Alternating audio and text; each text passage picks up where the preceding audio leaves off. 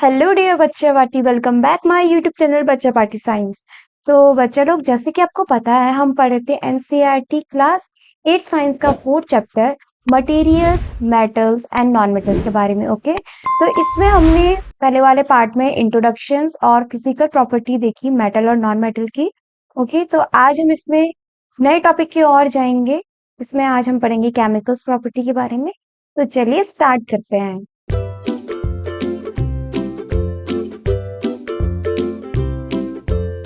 तो सबसे पहला टॉपिक है हमारा केमिकल प्रॉपर्टी, देखेंगे हम मेटल्स और नॉन मेटल्स की।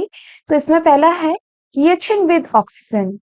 You are familiar with the phenomena of rusting of iron. Recall the reaction by which rust is formed. You had also performed in class 7th an activity of burning a magnesium ribbon in air. You had learned that in both the process, oxide formation take place. Complete the following reaction of iron and magnesium with oxygen. देखिए, जब हमने rusting of iron के बारे में पहले भी पढ़ा है। रस्टिंग ऑफ आयरन का मतलब है कि किसी आयरन में जंक लगा है, ठीक है, वो खराब हो जाता है, उसको हम रस्ट कहते हैं। आखिर ये किस तरह से फॉर्म्ड होता है? आपने देखा था क्लास 7 में, इसमें एक एक्टिविटी दी गई थी जिसमें हम मैग्नीशियम रिबन को बर्न कर रहे थे, ठीक है, एयर के कांटेक्ट में।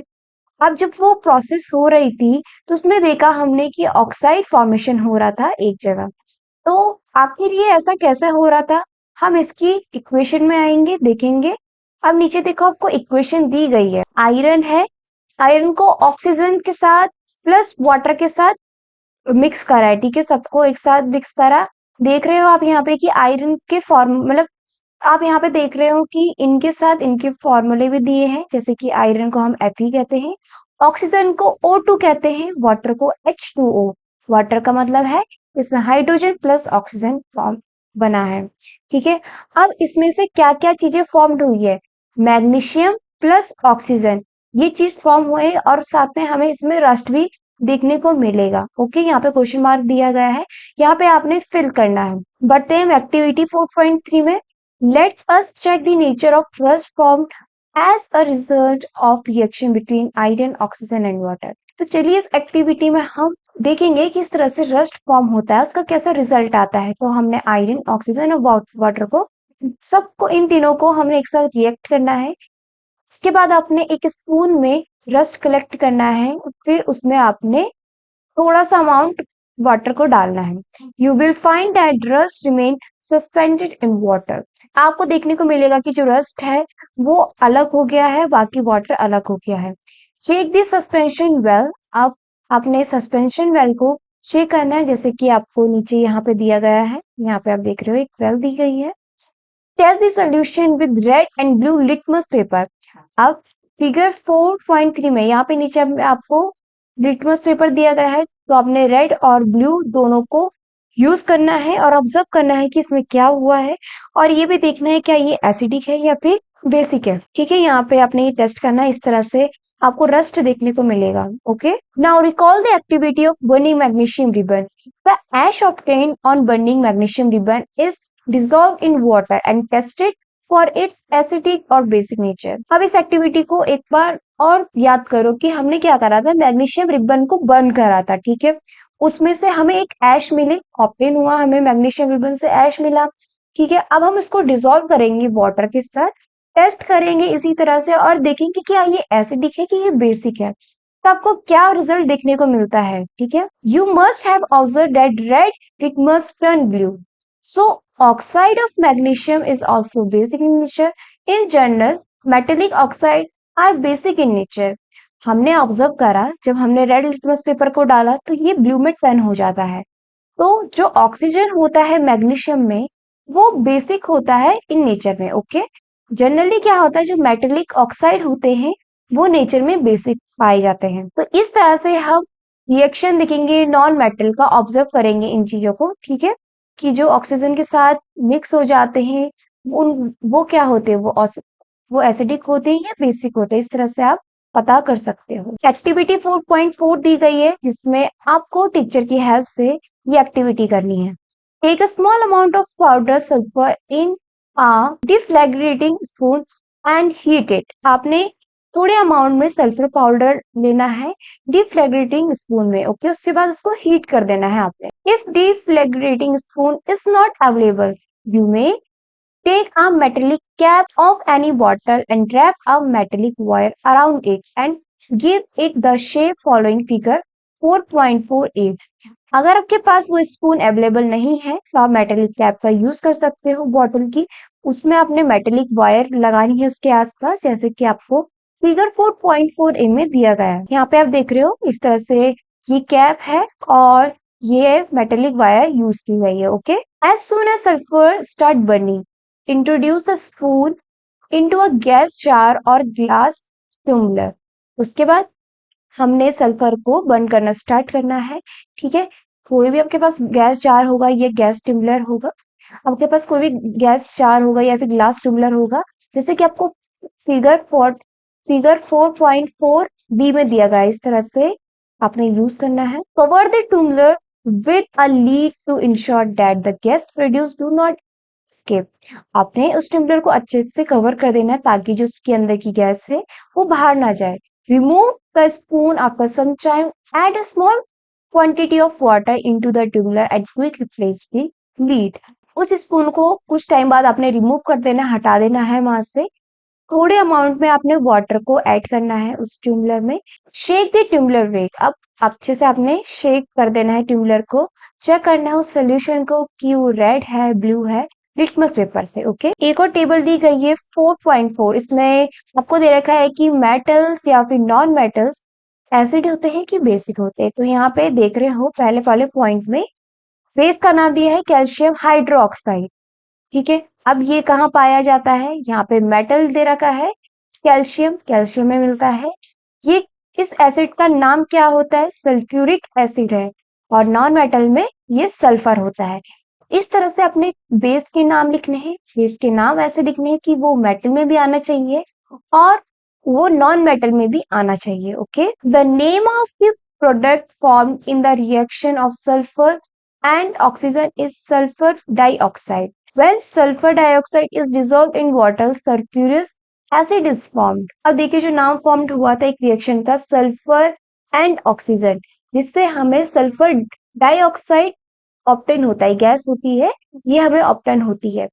जो जब सल्फर डाइऑक्साइड डिसॉल्व होती है वाटर सल्फ्यूरियस एसिड के साथ, तो वो फॉर्म्ड करती है। अब इसके रिएक्शन हम नीचे देखेंगे, जैसे कि आपको देखने को मिल रहा है सल्फर डाइऑक्साइड दिया है, साथ में उसका फॉर्मूला दिया है, सल्फर का S है और डाई ऑक्साइड, ऑक्साइड में O आता है, अब वो डाई हो गया है तो वो O2 आ गया है, ठीक है।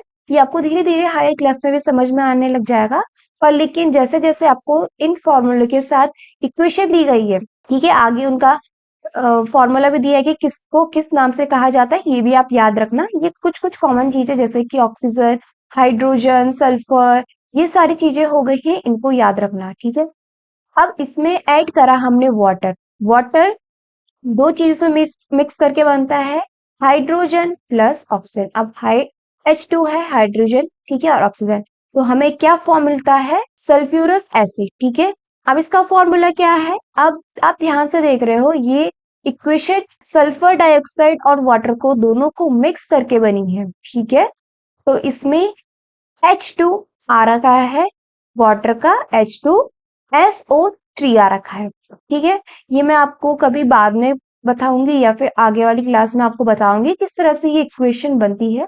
अभी के लिए बस आप इतना ही याद रखो, अगर हम सल्फर डाइऑक्साइड के साथ वाटर को मिक्स करेंगे तो हमें सल्फ्यूरस एसिड मिलेगा, okay. The sulphurous acid can blue litmus paper red. जो सल्फ्यूरस एसिड होता है वो लिटमस पेपर में ब्लू से रेड हो जाता है। Generally oxide of non metal are acidic in nature. तो जनरली क्या होता है, जो कोई नॉन मेटल है ऑक्साइड के साथ मिक्स हो रहा है तो वो नेचर में एसिडिक का काम करता है। Recall the name of the some of the laboratory acid and base you have read in class 7। तो ऐसे आप जो आपकी लेबोरेटरी में एसिड या बेस दिए गए होंगे आपके जो 7th क्लास में दी गई थी, ठीक है, उनको आप रिकॉल करो और बताओ कि इनमें से कौन सा एसिड है और कौन सा बेस है, और आपने वही चीज टेबल 4.4 में नोट करना है। ओके, आइडेंटिफाई द मेटल और non metal present in them which forms oxide with oxygen. आपने ये भी आइडेंटिफाई करना है कि कौन सा ये मेटल है या फिर नॉन मेटल है जो प्रेजेंट होता है ऑक्साइड के साथ, जो मतलब फॉर्म करता है ऑक्साइड, और जो फॉर्म करता है ऑक्साइड विद ऑक्सीजन के साथ। ओके, नेक्स्ट पॉइंट है रिएक्शन विद वाटर। अब हम कोई भी अपना मेटल या नॉन मेटल रिएक्ट करते हैं वाटर के साथ। ठीक है, यहाँ पे आपको एक इम्पोर्टेंट नोट दिया गया है। सोडियम मेटल एक बहुत रिएक्टिव मेटल होता है। ठीक है, ये ऑक्सीजन के साथ जल्दी से रिएक्ट करता है और वाटर के साथ भी रिएक्ट करता है, जो जनरेट करता है बहुत ज्यादा हीट। जब वो रिएक्ट होता है तो जनरेट करता है हीट को। ठीक है, तो इसीलिए जो सोडियम होता है उसको हम स्टोर करते हैं एक केरोसिन में। ठीक है, इसको याद रखना, ये पूछा जाता है एक मार्क्स में भी, आखिर हम सोडियम मेटल को या सोडियम को केरोसिन में क्यों रखते हैं। तो इस एक्टिविटी में आपको सिर्फ यही दिया गया है कि एक बीकर है 250 ml का, जिसको आपने हाफ वाटर से फिल करा है और उसमें सोडियम मेटल डाला है। ठीक है, उसको आप रैप करोगे अच्छे स्मॉल पीस या किसी कॉटन से। ओके, फिर आपने क्या ऑब्जर्व करा, इसको बहुत ध्यान से ऑब्जर्व करने की क्या होता है। अगर आप टच करोगे बीकर को तो इसमें आपको हीट देखने को मिलेगी। ठीक है, ये सब चीजें दे रखी है, और आपने इसमें भी देखना है कि ये एसिडिक है कि बेसिक है, और क्या कहा गया है कि इसको इसीलिए केरोसिन में आप स्टोर करोगे। तो आपने ऑब्जर्व करा कि जो सोडियम है वो बहुत जल्दी रिएक्ट कर देता है वाटर के साथ। ठीक है, कोई अदर एलिमेंट भी ऐसा कर सकता है कि नहीं कर सकता है, बताइए। जैसे कि आयरन है, आयरन भी रिएक्ट कर देता है वाटर के साथ, पर लेकिन क्या होता है, स्लोली स्लोली रिएक्ट करता है। Generally non metal do not react with water, तो they may be very reactive in air. Generally क्या होता है, नॉन मेटल कभी भी रिएक्ट नहीं करता है वाटर के साथ, पर लेकिन एयर के साथ वो रिएक्ट करना स्टार्ट कर देता है जल्दी। तो ऐसे नॉन मेटल स्टोर होते हैं वाटर के साथ। जैसे कि एग्जांपल दिया गया है, phosphorus is very reactive non metal. Phosphorus है वो बहुत रिएक्टिव नॉन मेटल होता है, और ये जल्दी से फायर को भी कैच कर देता है एयर के कांटेक्ट में। इसीलिए हमें फॉस्फोरस को एटमॉस्फेरिक ऑक्सीजन के साथ रखना पड़ता है। ठीक है, स्टोर करना पड़ता है वाटर के अंदर। ठीक है, यहाँ पे ये टॉपिक होता है। अब आता है नेक्स्ट है, हम रिएक्शन करते हैं एसिड के साथ। ठीक है, ये भी आप क्या करोगे, मेटल और नॉन मेटल के साथ दोनों के साथ देखोगे कि किस तरह से ये रिएक्ट होता है। Is there are difference in the way metal and non metal react with acids. क्या कोई इनमें डिफरेंस देखने को मिलेगा अगर हम एसिड को मेटल या नॉन मेटल के साथ रिएक्ट करते हैं? ऑब्वियसली कुछ ना कुछ तो देखने को मिलेगा हमें, है ना। What could the pop sound in some case be due to when a one matchstick is brought near the mouth of the test tube? अब हम किसी मैच स्टिक को बंद करते हैं और उसको टेस्ट ट्यूब के पास लाते हैं, तो आपको देखने को मिलेगा कि एक पॉप साउंड आती है। ठीक है, you must have found that non-metal generally do not react with acid, but metal react with acid and produce hydrogen gas that burn with a pop sound. अब ये वाले पॉइंट को ध्यान से देखना, ये भी पूछा जाता है पेपरों में। ठीक है, जो नॉन मेटल होता है वो इतनी जल्दी रिएक्ट नहीं करता है एसिड के साथ, पर लेकिन जो मेटल होता है वो इजली से रिएक्ट कर देता है, और वो प्रोड्यूस करता है एक हाइड्रोजन गैस को। ठीक है, हाइड्रोजन गैस जब प्रोड्यूस करेगा, जब वो बंद होता रहेगा, तो एक वो पॉप साउंड देगा वहां पे। You must have noticed that copper does not react with dilute hydrochloric acid when on heating, but it reacts with sulfuric acid. आपने नोटिस किया होगा जो कॉपर होता है वो कभी भी रिएक्ट नहीं होता है डाइल्यूट हाइड्रोक्लोरिक एसिड के साथ। इवन जब हम उसको हीट देते हैं तब भी वो रिएक्ट नहीं करता है, लेकिन वो रिएक्ट कर देता है सल्फ्यूरिक एसिड के साथ। ओके, ऐसे ही रिएक्शन पढ़ेंगे बेस के साथ। Okay, what does the pop sound indicate. तो आखिर ये पॉप साउंड क्या चीज इंडिकेट करती है? इससे पहले जो पॉप साउंड इंडिकेट करती थी कि अगर हाइड्रोजन गैस प्रेजेंट है तब वो पॉप साउंड देगी, तो लेकिन जो मेटल रिएक्ट कर रहा है सोडियम हाइड्रोक्साइड के साथ, तो वो प्रोड्यूस करेगा हाइड्रोजन गैस। अब वो जब रिएक्शन करता है नॉन मेटल के साथ, मतलब साथ में बेस भी होगा, तो ये बहुत कॉम्प्लेक्स हो जाता है हमारे।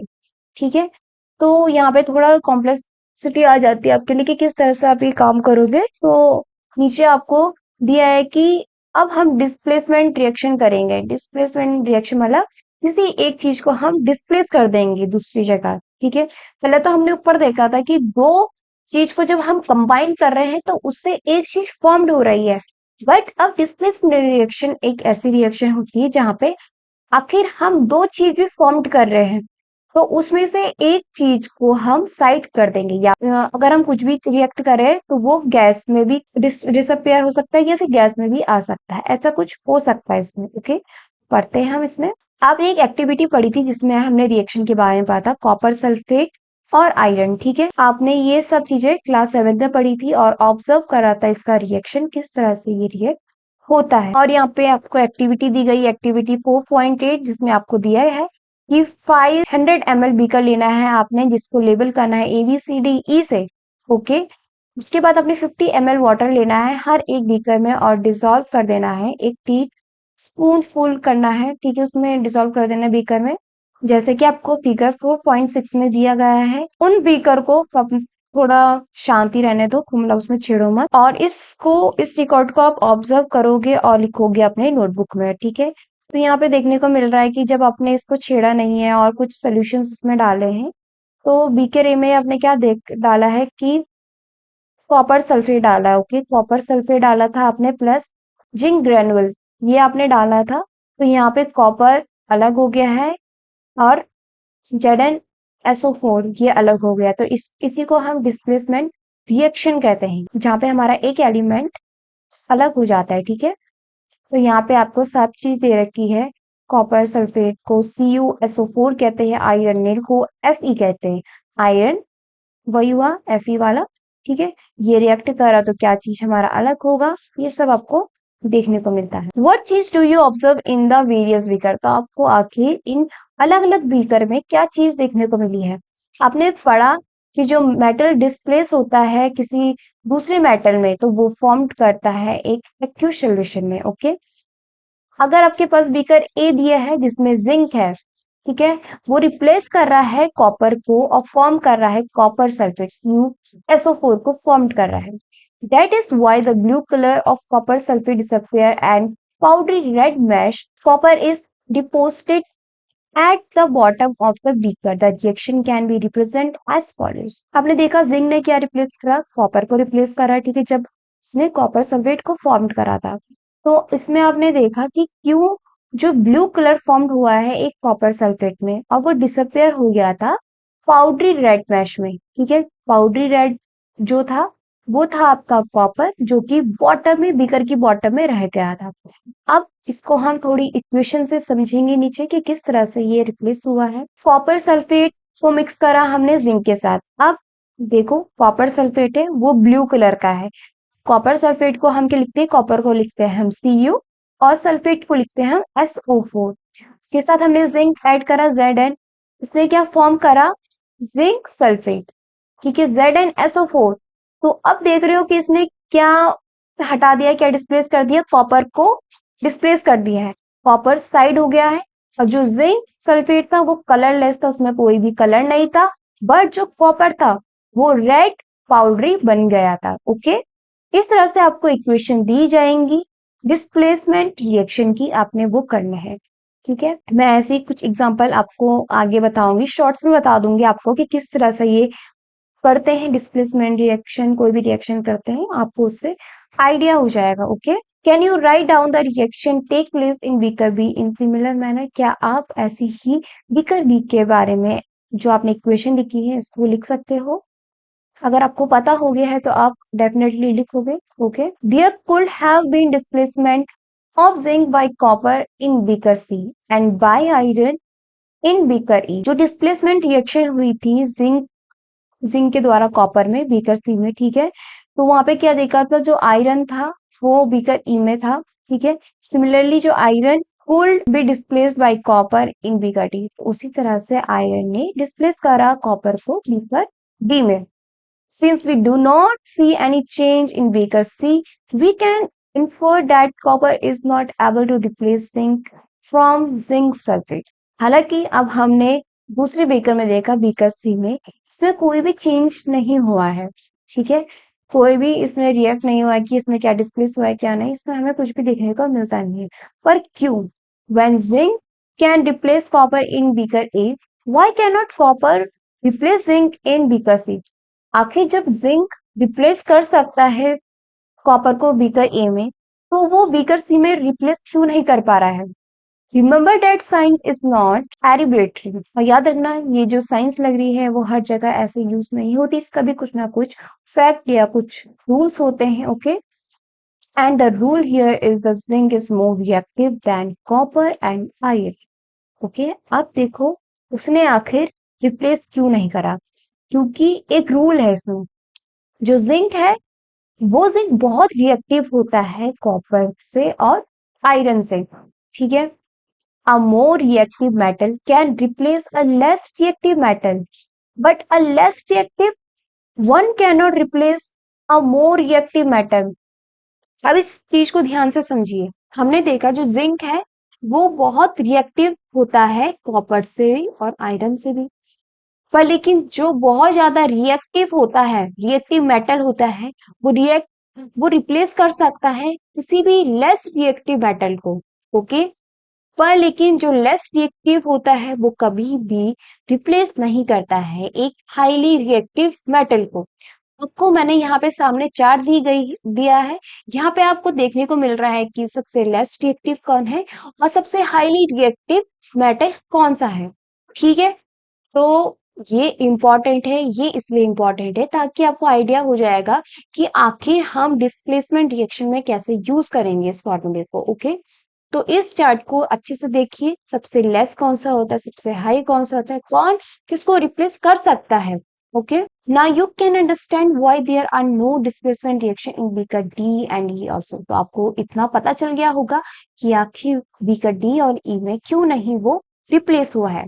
Can you guess the sequence of metal for more reactive to less reactive among zinc, iron and copper? क्या आप ऐसे गैस कर सकते हो कि आखिर ये कैसे मेटल मोर रिएक्टिव हो सकते हैं या फिर लेस रिएक्टिव हो सकते हैं जिंक, आयरन और कॉपर में? आपको मैंने ये चार्ट प्रोवाइड कर दिया तो आपको आइडिया हो जाएगा सबसे रिएक्टिव कौन सा होता है और सबसे लेस रिएक्टिव कौन सा होता है। Okay, now come on the next topic, uses of metal and non-metals.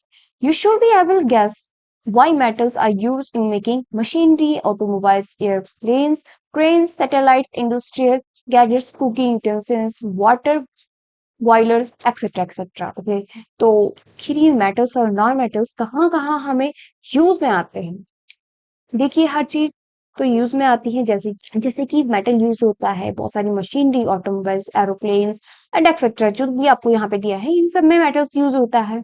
ठीक है, आप फेमिलियर होंगे नॉन मेटल के यूज से भी। ठीक है, here are some interesting ones where are sure that you will guess them right. अब यहाँ पे आपको नॉन मेटल के बारे में दिया गया है कि आखिर नॉन मेटल कहाँ यूज हो सकता है। ठीक है, non metal is essential for our life which all living beings inhale during breathing. Non metal वहां यूज हो सकता है जैसे कि हम लिविंग बींग इनहेल कर रहे हैं, ब्रीथिंग कर रहे हैं, अंदर ले रहे हैं, तो वहां पे हमारा नॉन मेटल भी यूज हो रहा है। नॉन मेटल फर्टिलाइजर में भी यूज होता है, ये प्लांट की ग्रोथ में हेल्प करता है। नॉन मेटल वाटर को प्यूरिफिकेशन की प्रोसेस में भी यूज में आता है। नॉन मेटल एक पर्पल कलर का सोल्यूशन भी देता है जब हम अप्लाइड करते हैं, बॉन्ड्स करते हैं, एंटीसिपेटिक करते हैं, ये सब चीजें करते हैं तो वहां पे ये यूज होता है। नॉन मेटल यूज होता है क्रैकर्स में भी। ओके, तो यहाँ पे आपको देखने को मिला कि मेटल्स और नॉन मेटल्स आखिर कहाँ कहाँ यूज होते हैं, और ये भी देखने को मिल रहा है कि जो नॉन मेटल वो हमारी डेली लाइफ में यूज होता है। सो यहाँ पे ये पूरा चैप्टर कंप्लीट होता है। आपको यहाँ पे आई होप समझ में आएगा कि मेटल नॉन मेटल क्या होता है, कैसे रिएक्ट करता है किसी भी चीज के साथ, कैसे इसके रिएक्शंस आते हैं और कहाँ कहाँ ये यूज होता है।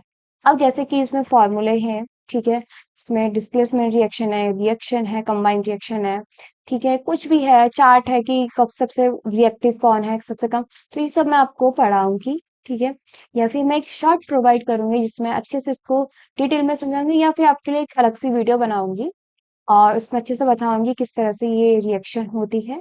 ओके, सो आपको इसमें जितना भी समझ में अगर नहीं आता है, कहीं भी कोई प्रॉब्लम होती है तो आप मुझे कमेंट सेक्शन में बता सकते हो। तो इस चैनल को लाइक और सब्सक्राइब करना ना भूलिएगा। बाकी का हम नया चैप्टर नेक्स्ट वीडियो में पढ़ेंगे। आज के लिए इतना ही। Thank you.